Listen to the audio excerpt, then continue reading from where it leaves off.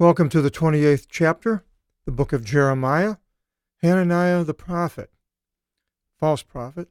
And it came to pass in the 4th year of the reigning of Zedekiah, king of Judah, who reigned 11 years.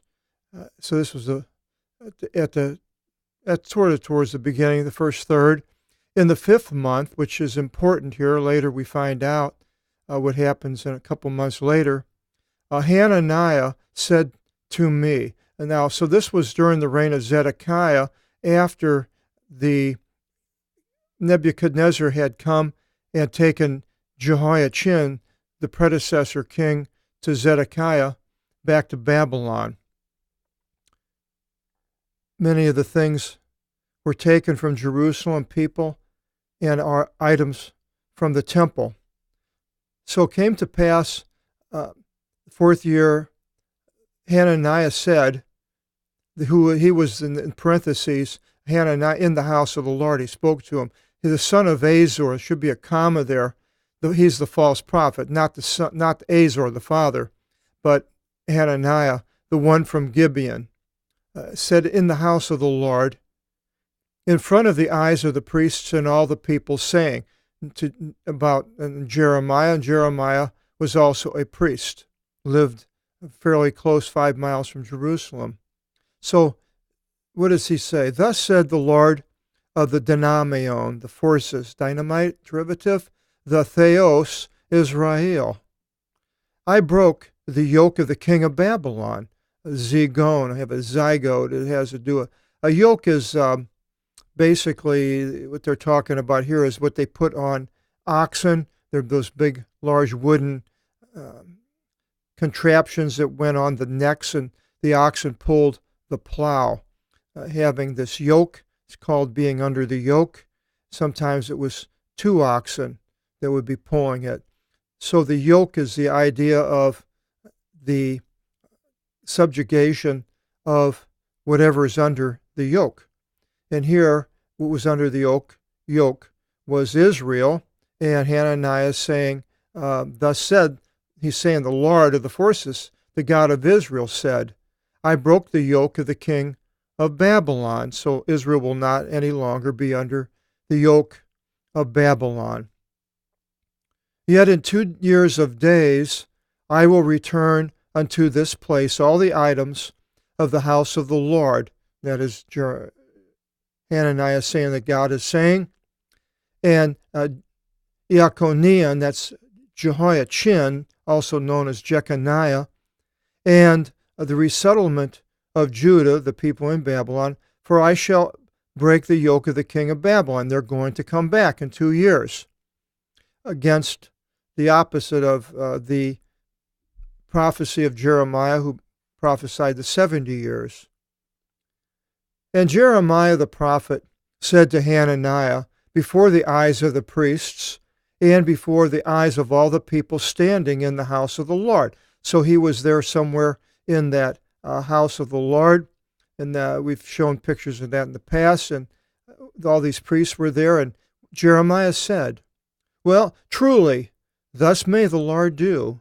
The Lord establish your word which you prophesy, to return the items of the house of the Lord and all the resettlement from out of Babylon to this place.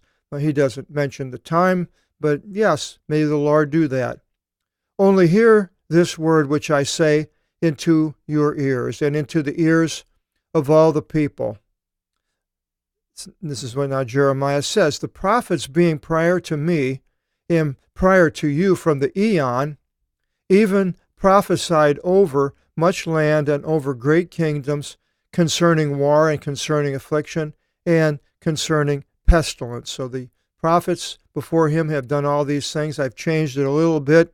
Instead of and, I made it even so it reads better. And over doesn't have to be against, it's over. Over these things they prophesied. And as far as the prophet prophesying for peace, when the coming to pass of the word, they shall know, the people shall know the prophet whom the Lord sent to them in trust. And this is exactly what Moses had said earlier when they were coming out of Egypt, that you would know the prophet by if he was prophesying falsely or not. Sometimes it took a long time to figure that out. And Hananiah took the collars from the neck of Jeremiah. And so Jeremiah had this collar on his neck when he came in, and he broke them. They're made out of wood, says the oxen would use. And Hananiah said before the eyes of all the people, saying, Thus said the Lord. Again, he's saying what the Lord has spoke. Thus I will break the yoke of the king of Babylon in 2 years of days from the necks of all the nations. So Jeremiah set out into his way. So Jeremiah, whatever. He hasn't received anything more from the Lord. He said what he was supposed to say in response to Hananiah. So he goes and sets out on his way without rebuking Hananiah or anything. And then it says, and came to pass the word of the Lord to Jeremiah after Hananiah broke the collars from his neck. So it's interesting how the Lord didn't give him the word right immediately when he was in the heat of things. He left and people left and everything calmed down. And then God speaks to Jeremiah and he says to him, well, proceed and say to Hananiah. So basically go back saying, thus said the Lord, well, you broke wooden collars, but I will make instead of these collars of iron. For thus said the Lord of the forces, the God of Israel, a yoke of iron I have put upon the neck of all the nations to work for the king of Babylon, to serve to him. And indeed, the cattle of the land I gave to him. So everybody is going to be serving to the king of Babylon, Nebuchadnezzar. And Jeremiah said to Hananiah, Hear, O Hananiah, the Lord sent you not, and you made this people to rely upon wrongdoing. On account of this, thus said the Lord, Behold, I send you out, that is sending Hananiah from the face of the land. In this year you shall die, for you spoke against the Lord, and he died in the 7th month. And if you remember, we were the beginning. Jeremiah mentions that this happened at the beginning of the reign. It was the 5th month of Zedekiah. So this is 2 months later, and this Hananiah dies. Not exactly how he dies, it doesn't say. So prophesying and saying things that the Lord has spoken is easy to do. And I think churches that have prophecy, it's very easy to fall into that. Because you may think that the Lord is speaking, it's coming through you, and you have this feeling, but then again, it might be, and it might not be. Of course, there's one thing in a prophecy of saying, well, the Lord wants to bless you. Well, he wants to bless everybody. And there is a lot of safe prophecies where you're not sticking your neck out under the yoke, more or less, where you're just prophesying good things and the things that God would have a person to know in his word, which is a generalities.